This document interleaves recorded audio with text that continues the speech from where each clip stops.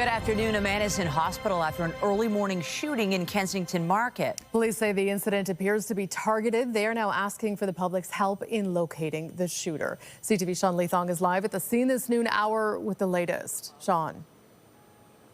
Well, Natalie and Michelle, I'm at the corner of Oxford and Augusta, which is where the shooting would have happened at about 2:40 in the morning early this morning. According to police, the call came in at 2:38 for a man who was suffering from gunshot wounds in the intersection. That man was a man in his 30s. He was described as taken to hospital originally in life-threatening condition. That's been upgraded to just serious condition. Now, according to police, there are two suspects that they are looking for. They were both seen fleeing down Oxford Street East, which is just this direction, just shortly after the shooting. Now, the area had been closed off for much of the morning as police were gathering evidence and has since been opened up, but there was a couple of coats left in the intersection, and you could see the area where the person who had been shot was attended to. Police did not say how many bullets were fired or if both suspects fired their weapons, but they did give a description of the shooter. Here's what they had to say.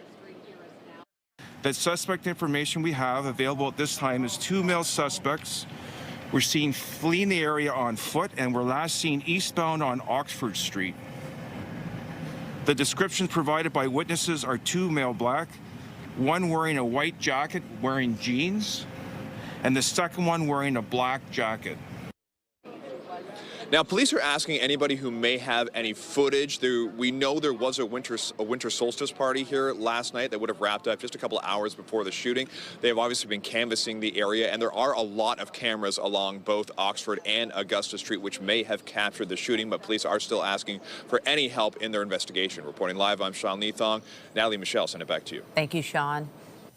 A woman is dead after her vehicle was hit not once but twice on Eglinton Avenue. Police tell CTV News the 60-year-old woman was behind the wheel of a Honda Civic, getting off the northbound DVP at Eglinton just after 4 p.m. yesterday. Instead of turning east on Eglinton, police say she continued north and was struck by a vehicle. The woman then veered across the Eglinton LRT tracks before getting hit by a second vehicle. She was rushed to hospital with critical injuries and did not survive. Paramedics tell us 3 other patients were checked out at the scene for minor injuries. Roads in the area were shut down for hours for this investigation. And a man was taken to hospital after a multi-vehicle crash on the Gardiner in Etobicoke. Toronto police say it happened just after 10 last night on the eastbound Gardiner at Kipling. A transport truck and 2 vehicles collided, sending an elderly man to hospital with serious, non-life-threatening injuries. No other injuries have been reported, and the investigation is ongoing. A Toronto police officer landed in hospital after his cruiser was hit while responding to a call in Etobicoke yesterday morning. It happened just after 9:30 at the intersection of Kipling and the Queensway. Police say the officer was responding to a call with their lights activated and was involved in a crash with another vehicle. The officer was taken to hospital with non-life-threatening injuries. No one in the other car was hurt. A traffic pole was knocked down as a result of the crash, and lights were out at the intersection for several hours. The province's Special Investigations Unit is looking into the death of a woman at a downtown hotel yesterday. Toronto police responded to a disturbance call near Colborne and Yonge Streets around 1 o'clock for a report that a hotel guest was causing a disturbance. Officers made their way to this person's unit and a short time later learned that a 54-year-old woman had fallen from the balcony of the unit. She was pronounced dead on scene. Anyone with information is urged to contact police. And Durham police continue to investigate after a man was found with a gunshot wound in downtown Oshawa yesterday morning. As CTV's Alison Hurst reports, not only are police looking for who did it, they are also trying to figure out where the actual shooting took place. Police tape blocks a busy intersection in downtown Oshawa as officers investigate an early morning shooting. When we were coming this morning, all the roads were blocked. I immediately knew something has happened because it's never like this. Police say a man believed to be in his 30s was found by a local citizen on the Simcoe Street sidewalk suffering from a gunshot wound to his abdomen just north of Bond Street. It's scary, like this one of supposed to be the safest. We're just at the backyard of the police. And so when you are seeing things like this and they said it's a shooting, then whoever the shooter is doesn't give a damn who the police are because they are just 2 seconds away. He was taken to Sunnybrook Hospital in life-threatening condition and given immediate emergency surgery. Investigators do not believe he was shot where he was found because there were no additional 911 calls. There are lots of apartments above the stores. This is a very active area, even in the middle of the night. I'm confident that if it happened outside, we would have received some calls for service. They also do not have any information on the suspect. I do not believe that there's any threat to the public safety at this point. Of course, the investigation is in its preliminary stages, and that may change, but at this point in time, I do not believe there is a threat to public safety in the area. The intersection remained closed for several hours as officers canvassed the area, speaking to local business owners and checking security footage. There's a lot of crime right over there. It's just for no reason, you know, people are just turning on each other. And I do want to say it's because people don't have things to do. Police did not confirm whether or not the victim lives in this area or give us an update on his condition. They are appealing to the public, asking anyone with information or dash cam footage to contact them. Allison Hurst, CTV News. Time for a live look at the city this afternoon, and look at that. We've got some blue sky. Pretty nice way to start the week. A week for many where people will have many days off. It is Christmas this week, after all. Even if you're working, some nice conditions to get where you have to go today, but there is some unsettled weather. Let's bring in Lindsay Morrison for a look at the current conditions and what's to come. Yeah, Michelle, this feels like an important week. Lots of people have travel plans, things to do, and on the roads, we want to warn you of the fact that we are expecting a little bit of snow into tomorrow. Right now, we have a mix of sun and cloud, but I'll step aside so you can see the active weather beginning now to push its way across southwest Ontario. Measurable snow possible for us overnight tonight and into tomorrow morning, but a little bit of rain or even freezing rain could mix in as well. Here's a look at our current temperature. It is 0 degrees right now in Toronto. We're on our way to a forecast daytime high of 2. It is still going to feel cooler than that once you take the winds into consideration, although those winds are expected to ease. Coming up, we'll give you an idea of how much measurable snow is in the forecast and what our odds look like at this point of a white Christmas. All of those details are ahead. For now, Michelle, back to you. Can't wait to find out. Thank you, Lindsay. Well, in these final few days of the holiday shopping season, small business owners have been tallying their totals, many dependent on year-end profits to stay afloat. But amid the festive frenzy, some of these stores have been targeted by thieves, affecting their Christmas sales and spirits. In this cozy vintage clothing store on Queen Street East, Yeah, Diane von Furstenberg, really nice suit. everything is caught on camera. We've got signs outside saying that you will be recorded, so please don't steal because we will have to press charges. And yet this small business in the beach has had more than $1,000 worth of merchandise stolen since September. We realized that they were coming in groups, couples, 2 or more, and they were chit-chatting and being really friendly, taking their time, acting like regular shoppers. And then all of a sudden, when your back is turned or when they're in the change room, stuff goes missing. This security camera footage shows one of the alleged incidents at the end of November as a man appears to shove merchandise into his jacket. 3 days earlier, a store down the street was targeted, this woman appearing to stuff children's clothing into her skirt. They're stealing so much at one time. Whatever I have in sizes, they'll grab all of it and then go in another style and they'll do it. So they're probably reselling it. 10 days later, thieves back again, this time with a baby, allegedly stealing more items, concealing them under their clothing. This issue is escalating, it's untenable, it's not sustainable, and quite frankly now it requires an urgent response. People will come in with groups. They'll recognize that staff members are busy serving all their customers, and they'll try to take advantage of that. Crime Prevention Officer Constable Jonathan Little is urging small businesses to take proactive measures to protect themselves against theft during the busy shopping season. If you have expensive items within your business, keep those items under lock and key if possible, or to bring them closer to staff members so that they can keep an eye on those expensive items. Also, having a good camera system inside your business or signs showing that you have surveillance. For the small shops with thin margins, mounting thefts can make or break the business they have built. These small businesses, as resilient as they are in a supportive community, how long can they sustain these losses? It affects our profits for the year, and this is Christmas time. The time of year they'd rather focus on spreading cheer. It doesn't just hurt your bottom line, but it hurts your heart a little bit too. Determined to keep the joy of the holiday season alive and to prevent thieves from stealing their Christmas spirit. Well, amid the rush to finish up holiday shopping, new reports find many Canadians are choosing to spend less this year. As CTV's Colton Prale reports, families are looking for savings just about everywhere, with one big exception.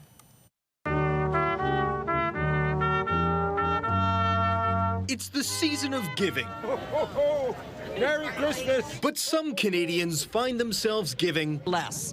And you can do it if you're good at knowing what the prices are. A new survey from TD Bank found more than a third of Canadians are cutting back on holiday spending, up from last year. Me and my partner decided actually not to exchange gifts between the two of us this year. It's so expensive. It's not just presents under the tree that are getting trimmed. According to TD, of those planning to save this holiday season, nearly half are cutting back on social spending. Especially with groceries are way more expensive, so it makes like hosting and having parties a lot harder. But even as holiday budgets decrease, 46% of people are actually spending more money on Canadian products, according to Business Development Canada. At this Ottawa artisan shop, that's leading to a boom in new customers. When folks can check all the boxes and they're not draining their bank account or taking out loans just to support the Canadian economy, then it's a win-win. Still, according to TD, over 3/4 of Canadians admit they're vulnerable to overspending on the holidays, feeling the pressure to create memories or spend extra to give meaningful gifts. It is something we're willing to pay for because we really want to support Canadian producers and makers of products. A report from Business Development Canada says if families spent an extra $100 of their expected holiday shopping on Canadian products like this, the benefit to the national economy could be as much as $2 billion. Colton Prale, CTV News, Ottawa. And still to come this noon hour, another thing for retailers to be concerned about this holiday season, counterfeit bills. We'll tell you about a new warning from the Retail Council of Canada and the shocking statistics on how many fake bills they say are being circulated. But first, doctors are urging Canadians to get vaccinated for influenza as soon as possible, as this country is experiencing the highest flu positivity rate in 3 years. If we look at this flu season in retrospect at the end of the year, and we're going to compare it to an average flu season in Canada, this will likely be a much more challenging one. Sadly, more cases, more hospitalizations, more bad outcomes. It's probably going to shake out to be one of those. Kind of not surprising. We look at the Southern Hemisphere as an imperfect barometer as to what our flu season is going to look like. And Australia had one of their worst flu seasons on record as well. It's shaping up to be a nasty one here in Canada. Dr. Isaac Bogosh says the flu season will likely peak over the holidays in Ontario. The province saw a positivity rate of 33.8% for the week ending December 13th. Nationally, nearly 28% of tests came back positive for the same period. Widespread activity was reported in 11 regions in 5 provinces.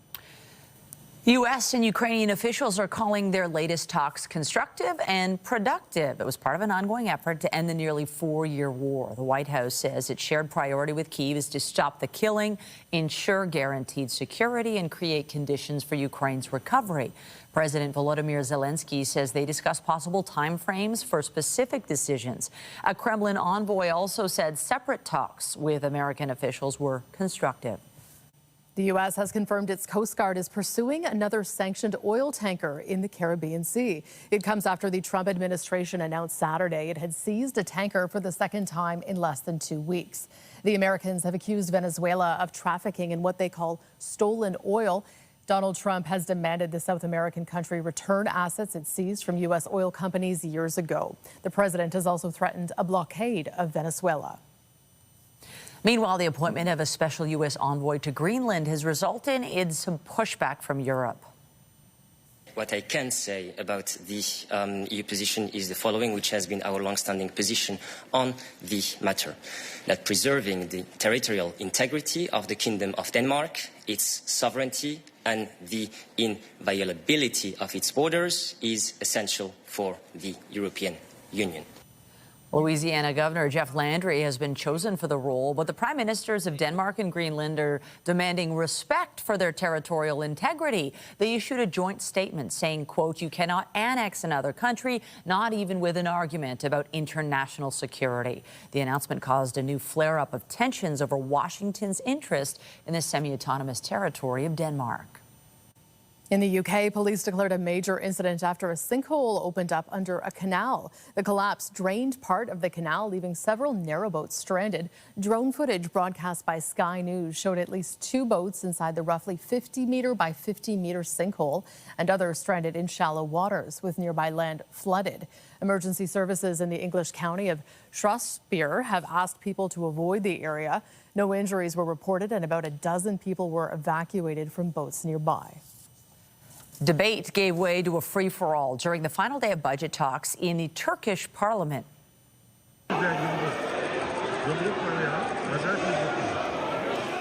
Members of the AK ruling party scuffled with members of the People's Republican Party yesterday, and it quickly grew as more lawmakers joined the fray. The parliamentary speaker adjourned the meeting, but the General Assembly convened later and eventually passed the 2026 budget. More than 100 students in Gaza are hoping to attend school in Canada next year. Dozens of universities here have accepted Palestinians for their master's and doctorate programs, but escaping the war-torn enclave poses the biggest hurdle. CTV's Kamal Karmale now on the uphill battle they're facing.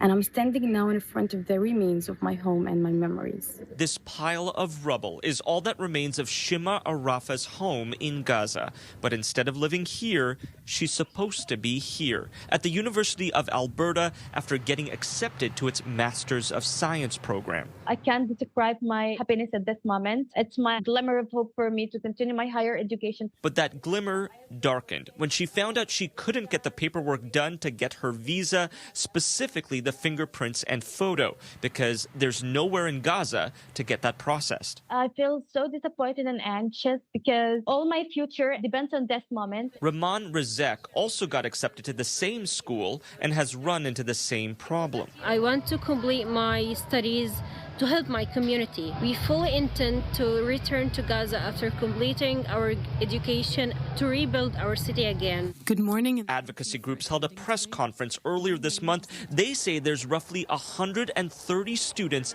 accepted to Canadian schools, all of them trapped in Gaza. Already, 2 students have been killed and over 20 injured, and several have lost their admissions. There are also stories like Abdullah Hassan's, who was able to get out of Gaza and completed all of his visa requirements, but still hasn't received a study permit to begin his PhD program in Toronto. We feel like there is some discriminated against Palestinians. Immigration, Refugees and Citizenship Canada told CTV News all prospective international students must meet the requirements of Canada's immigration system. But advocates say they need to make some exceptions. It reflects on a deep-seated cultural bias within our institutions and within the government. Some European countries have been able to successfully evacuate students from Gaza by making exemptions on the requirements needed to obtain student visas. Kamal Karmale, CTV News, Toronto. So perhaps the tricky thing about this week's forecast is that at times when we have active weather in the forecast, the temperature could be near freezing, which could mean some snow, or it could mean some rain or even freezing rain. Did you know Environment Canada has an official definition for what constitutes a white Christmas? Here it is, 2 centimeters of snow on the ground at 7 a.m. Christmas morning. A perfect Christmas would be falling snow. In addition to that, we're looking at a little bit of snow overnight tonight, but there could be a changeover to rain or freezing rain. And then later on this week, much the same. Some mild temperatures could also melt some of the snow that's on the ground. We're going to take you through the week ahead, including Boxing Day and beyond, after this break here on CTV News at noon. Stay with us. When you see it happen, send it to CTV News. Text 10400 from your screen to ours. Text 10400.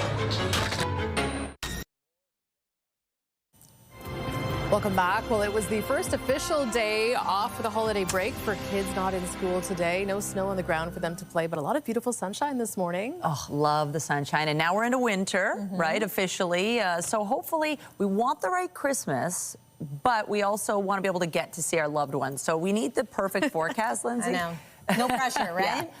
Here's the thing. Conditions look pretty good for travel. It's not looking too tricky over the next couple of days, with the exception of tonight and into tomorrow. So we're going to talk about that a little bit. But yes, Christmas Eve, Christmas Day so far looking pretty good. Christmas night and into Boxing Day, another system looks like it could swing through. The question is, will it be snow or will it be rain? Weather is brought to you by the Presler Law Firm. Injury lawyers, you don't pay unless they win. Speaking of that sun, we had a beautiful sunrise this morning, and yesterday we celebrated the winter solstice, and that in itself is a celebration of the return of light. The days are gradually going to start getting a little bit longer from here on out, we're happy to say. And so yes, this is a nice way to start off a Monday, wouldn't you say? On a week that for some is either maybe a little more relaxed or for others a little busy out there. So take care out on the roads no matter the weather. Right now it is 0 degrees in Toronto. It still feels like -4. Into the afternoon, forecasting a daytime high of about +2. All should be pretty calm today weather-wise. We're watching for a few flurries late in the afternoon, and we are near seasonal. The norm is now about 0, so how about that? Yesterday's temperature was 3 degrees. St. Catharines here, the warm spot so far today at just over 2 degrees. And then there's your evening at a glance. So still at our mildest point of the day at around 5 p.m., falling to about 1. And then there's the flurries, followed by some snow that's going to fall through the overnight hours. Our temperature near +1. That is technically cold enough for snow. It's also mild enough that we could see some rain or even a little bit of freezing rain mixing in. And then tomorrow's daytime temperature is +5. So as the precip goes, we should see a changeover from some snow to a little bit of light rain tomorrow morning before a drier afternoon for your Tuesday. I mentioned that snow creeping its way into southwest Ontario. This is a disturbance that's going to bring us a little bit of measurable snow here in the GTA. There is significantly more snow on the ground for areas outside of Toronto, traditional snow belt areas, of course. Here's the thing. This model is predicting that we could pick up upwards of 5 centimeters of snow through the overnight hours tonight. I do think some of that is going to be mixed with some rain, so perhaps not quite that much, but it all gets going, the more steady precip through the overnight hours around midnight. And then there's tomorrow morning, so this likely not ideal for those venturing out on the roads. I'm happy that many people are either on holidays or perhaps working from home this week. That will help. Then it's pretty quiet again as we make our way through the second half of Tuesday into Wednesday. Varying amounts of sun and cloud and a high of 1. There's Christmas Day. Mostly cloudy skies and a high near 2. Here's the thing, though. Overnight into Friday, next system arrives. It should be cold enough to begin as maybe some snow and then perhaps change over to some rain for the daytime hours Friday. But at 1 degree, I think this is a period of time we're going to want to keep an eye on for perhaps some tricky travel returning once again. That's your 7-day forecast for now. Natalie, I'm going to send it over to you. Okay. Thank you, Lindsay. And still with winter, a celebration marking the start of the season took place last evening at Kensington Market.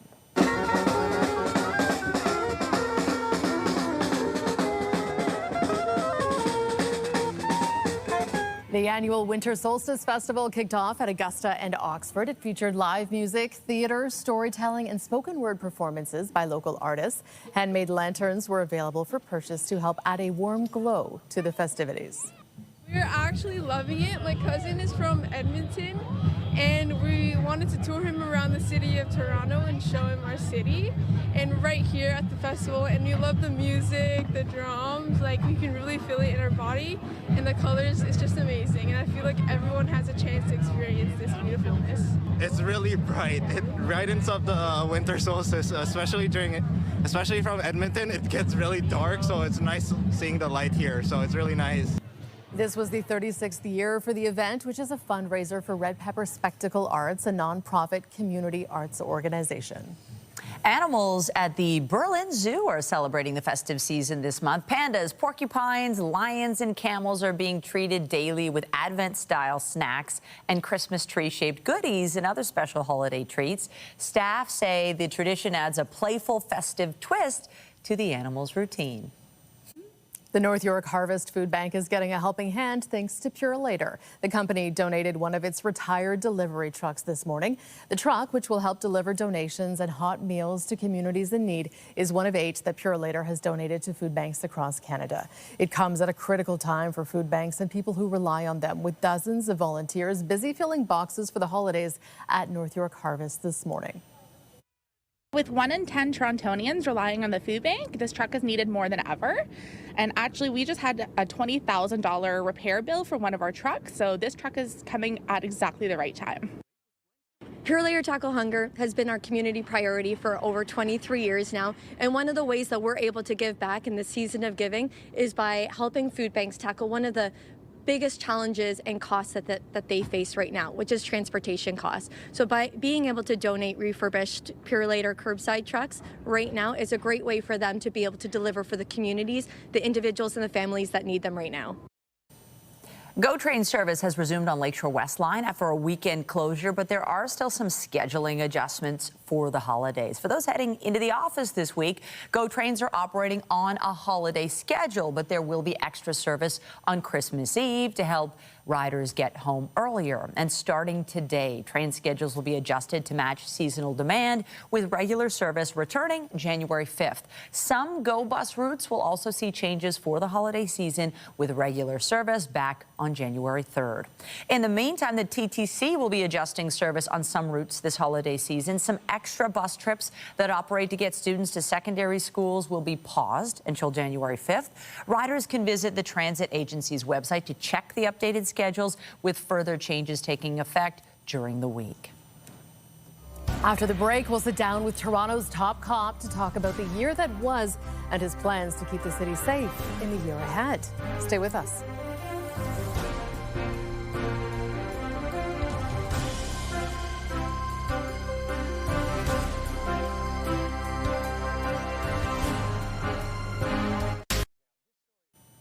Well, this year, tragic shootings, hate-fueled crimes, and violent incidents have weighed heavily on the public's sense of safety. But as the year comes to a close, Toronto police say 2025 marked a turning point. Key crime indicators are down and response times are faster. CTV News sat down with Police Chief Myron Demkiw to talk about the progress, continued concerns, and the work ahead for 2026.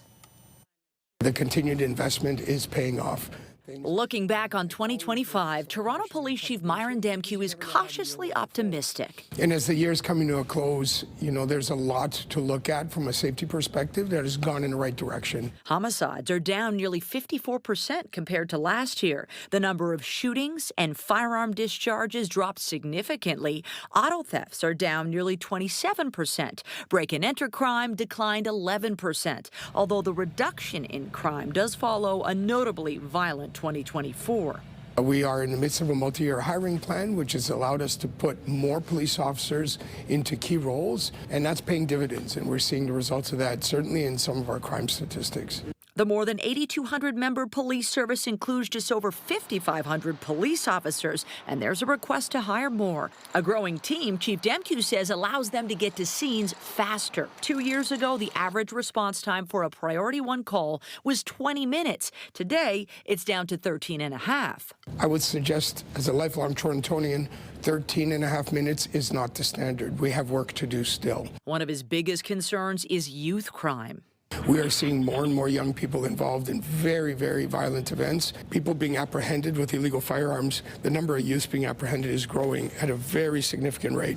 We also see the involvement of youth in our murders growing. A moment that shook the city, the death of 8-year-old Jave Roy, struck by a stray bullet while at home in bed with his mother. I want to start by saying how much I miss my son. Since Jave's murder back in August, 3 youths, one who was 15 at the time, have been arrested.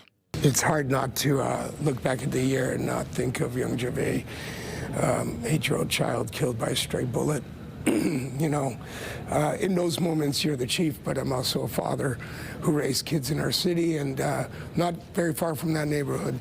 The chief says it's time for action and collaboration to put a stop to the pattern that starts long before a teen picks up a gun. A lot of different partners and players in the system, whether it's healthcare, education, social services, families, faith groups, all of these things have had exposure to the life of that person. Are there opportunities to come together differently and disrupt that negative path? Ladies and gentlemen, Chief Demkiw. Having taken the helm in 2022 and with his contract renewed for 4 years in September, the 35-year veteran has overseen budgets critics say have ballooned. The Toronto Police Services Board approved a 7% increase in the operating budget next year, bringing the total to $1.43 billion. Council will vote on it in early 2026. If you look at our budget, it's over 90% people costs, and that's, the nature of policing budgets. One of the major pressure points the last couple of years and in the wake of the October 7th attack has been a dramatic rise in hate crime, in particular anti-Semitism, prompting additional resources to the hate crime unit while also lobbying for new legislative tools to better deal with the challenges. I think one of the most important priorities continues to be around building trust, both in our communities we serve and within our organization. Among the top cops' priorities for the new year is closing the gap between the improving crime data and a public that still feels unsafe. Recent efforts to tackle that sentiment include an expanded neighborhood community officer program and police deployed on transit, as well as in the downtown core. Do you think the city's safe? Yes, I do. I think the city is safe. This is a massive city, over 3.2 million people, an incredible world-renowned city that attracts over 27 million visitors a year. And time again, we are recognized for being an incredible city to live, work, play, and visit. And it is an indication of the safety. A new year ahead with new pressures as Toronto prepares to host the FIFA World Cup and new expectations that increased investment in policing is felt beyond the numbers. Still to come, why a power outage led a popular ride-sharing service to put the brakes on offering rides to its customers. We'll have that and more in today's BNN Bloomberg's Business Report. Get Toronto's top stories, breaking news alerts, and watch live. Download the CTV News app. In business news, gold futures were up this morning. And a power outage shut down a self-driving car service for users in San Francisco. BNN Bloomberg's Roger Peterson has the details. Gold futures surged past $4,400 U.S. on expectations of further U.S. interest rate cuts, as well as heightened geopolitical risks spurring haven demand. Most active contracts for both gold and silver were on track to settle at new record highs. Gold contracts were up more than 1% at $4,443 a troy ounce in recent trading, even hitting more than almost $4,500. Earlier, platinum and palladium futures also rallied. The upswing in U.S.-Venezuela tensions has bolstered precious metal prices as well as crude futures. The U.S. seized a second oil tanker near Venezuela on Saturday and was chasing a third as of Sunday. An hours-long power outage in San Francisco over the weekend that caused tens of thousands of households to lose electricity also knocked out Waymo's service, with the ubiquitous self-driving cars coming to a halt at darkened traffic signals, blocking traffic and angering regular drivers. Now, that became stuck as a result of it. The malfunctions this weekend are especially curious, experts say, because Waymo and other self-driving car companies design their vehicles so they can continue to operate when they lose access to wireless networks or when they encounter traffic lights that have lost power. Those are your morning business headlines. For BNN Bloomberg, I'm Roger Peterson. According to the Retail Council of Canada, there has been an alarming rise in the circulation of fake $20, $50, and $100 bills. The council says in the past month alone, its members have reported more fake bills than in the entire previous year. They say counterfeits have become so good they are almost impossible to detect, especially during the holidays when retailers are busy and in a rush. They believe they are being printed by organized crime and are calling on the government and police to do more to stop it. Canadian businesses lose close to $9 billion per year to theft and fraud. Canada will be working toward a new trade deal with the U.S. and Mexico in the new year, and Washington has already set its sights on Canada's dairy industry. CTV Jeremy Charon has more on what has farmers worried about their future. Does this 24 hours a day, 365 days a year. For more than half a century, I've been doing this, well, my whole life, but I took over from my dad in 1992.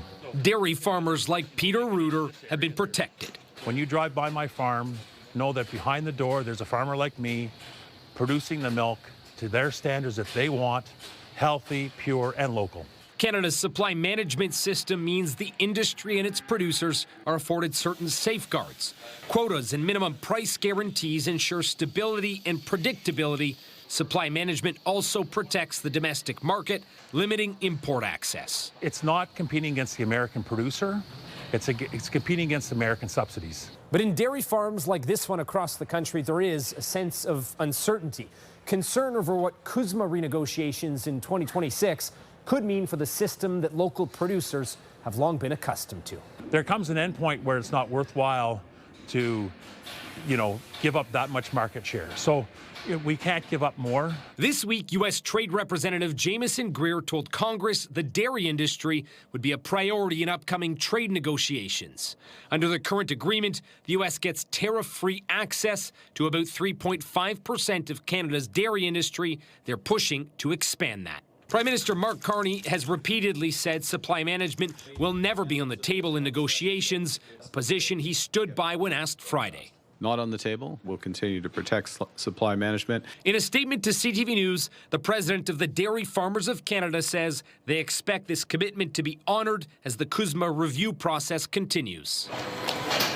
But here on the farm, the threat is hard to ignore. If anything were to happen, it'd be vitally impossible for me to continue. A harsh reality Rooter and the dairy industry as a whole hope they won't have to face. Compared to the U.S. farms, I'm miniature. Jeremy Sherrill, CTV News, Ottawa. Meantime, the number of trips to Canada by U.S. residents increased in October. There were more than 1.8 million visits by American residents. That was a growth of about 45,000 from the same month last year. The number of Canadian trips to the United States this past October totaled more than 2.3 million. That was down from 3.1 million a year ago as Canadians continued to shun travel to the U.S. Paramount is sweetening its hostile takeover bid for Warner Brothers Discovery. Larry Ellison is putting up more than $40 billion to back the deal for his son's company. Skydance-owned Paramount says Ellison will be responsible for any damage claims as well. The company is also upping its payout if the deal is blocked by regulators to $5.8 billion. It matches what Netflix has already put on the table for its proposed transaction. It was the #1 film at the box office this weekend, but the newest Avatar movie came in far below expectations. If there's something you can do,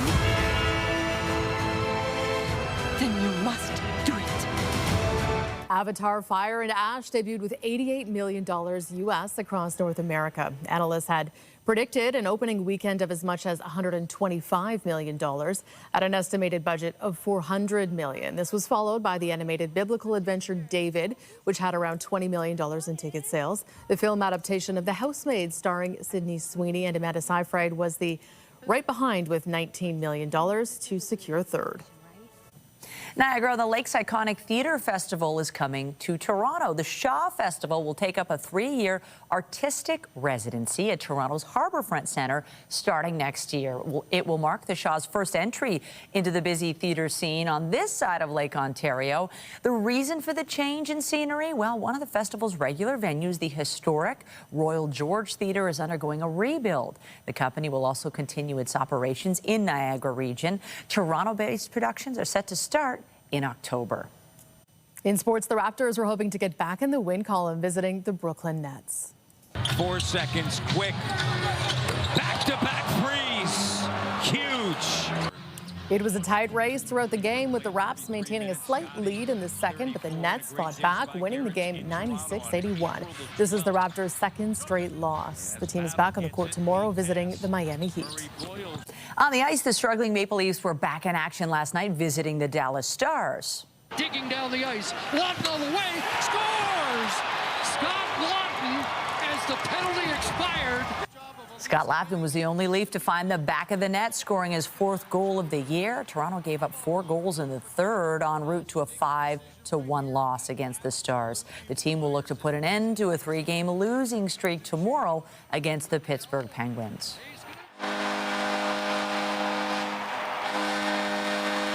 And Sidney Crosby is making history again. Crosby passed Mario Lemieux for the most points in Pittsburgh Penguins history with a goal and an assist in a 4-3 shootout win against the Habs on Sunday. The latest achievement puts the Penguins captain at 8th in NHL history for points. Brothers playing for the Sabres tonight as well against the Devils. Malte on the leaves, he scores! And staying on the ice, the Toronto Scepters were hoping to get back in the win column against the New York Sirens. The Scepters took a 3-2 lead in the second period on this goal by Emma Malte. They would add an empty netter toward the end of the third and went on to win the game 4-3. They are back in action Tuesday, taking on the Ottawa Charge.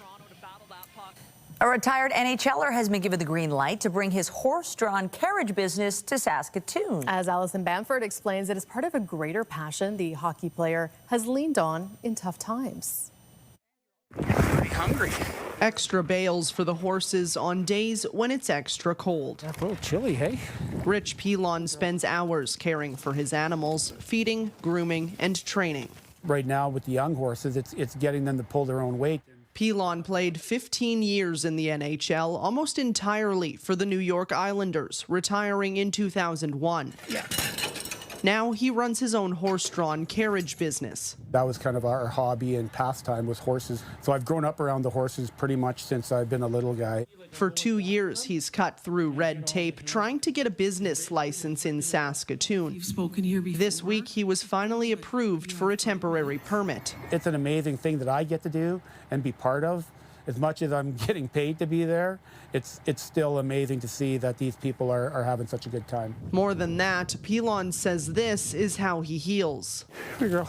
Finding purpose in the routine. There's an accountability and a commitment from me to them that if I'm not there to feed them, then they don't eat. Pilon is open about his struggles with mental health, addictions, and attempted suicide. 4 years ago, he formed Horses and Hockey Let's Talk to support youth in northern Saskatchewan. These horses have traveled across the province, helping Pilon promote his mental health initiatives. Kids can learn about his story, play hockey, and interact with the animals. It's to basically give them a break from their real life and hopefully, like I said, fill their cup with joy. They get to have some fun. A gift these horses give Pilon every day that he hopes to pass forward. Alison Bamford, CTV News, Saskatoon. After the break, from Mr. Dress Up to Degrassi, we'll take you inside a new exhibit that highlights 4 decades of children's television right here in Toronto.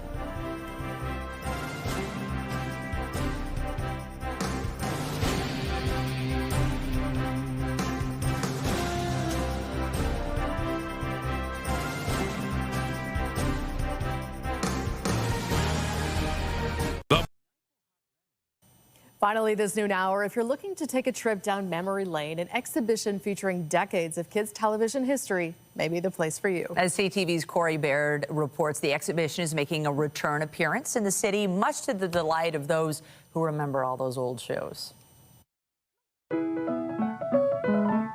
The polka dot door. Before the streaming wars, before second screens, this was the only tube in town. Mr. Dress Up to Degrassi, 42 years of legendary Toronto Kids TV, is both a time capsule and a love letter, a celebration of shows that shaped a generation of young minds. Here are the Grogs, of course, Casey and Finnegan, the Polka Dot Door, Muffy the Mouse, the Night Watchman Sam Crenshaw, and Miss Pennypacker. Curator Ed Conroy says these shows may have lacked in budget, but not staying power. And those programs were on for decades. You would have, say, a kid watch that show in the 1950s, and then their kids watched the same show, in the 80s. When those people come into this exhibit and they see these characters again and they see the sets, it's like seeing an old family member. If you have kids, they're probably not even watching TV on TV. They're watching it on one of these. And as for the content itself, well, chances are it's a little bit different than the days of rabbit ears.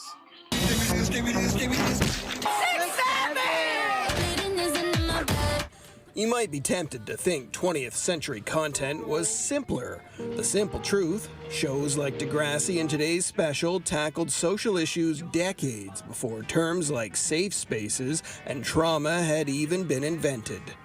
Remember that silver flask I used to carry? Oh, yeah. Well, before things were more thought through and it's like cool to learn about that. It's nice to see that people still care about this stuff and that there's still a push to keep this sort of stuff alive. It's a second engagement for this exhibit, a rerun as it would have been called in the 80s. So while it may be a social media world, for some people, broadcast still can't be beat. Seeing these puppets on screen, they weren't fake. They were our friends. Corey Baird, CTV News, Toronto. Today's it's like Noreen Virgin, today's special. Okay, big memory lane moment for at least me. I love those shows. My goodness. Yeah. And now, the shows are seizure-inducing. There's no tickle trunk. No. Well, some of them are still good, but yes, it's true. I prefer that journey down memory lane. Nice story by Corey there. Let's take one more look at our weather for the rest of the day today. We're starting to see a bit more in the way of cloud cover. That will continue to happen with some sunny breaks. Here's a look, though, at what we're anticipating as we make our way through the overnight hours tonight. Some snow beginning. 1 degree is the forecast overnight low, which technically is mild enough for us to maybe see some rain or some freezing rain mix in. We climb to a daytime high of about 5 degrees tomorrow. And a reminder, we could get some measurable snow into tomorrow morning if it stays cool enough for that. Conditions are a little calmer as we make our way into Christmas Eve and Christmas Day, highs of 1 and 2 degrees. Again, though, we're watching Christmas night and into Boxing Day for the next system moving in. Natalie and Michelle.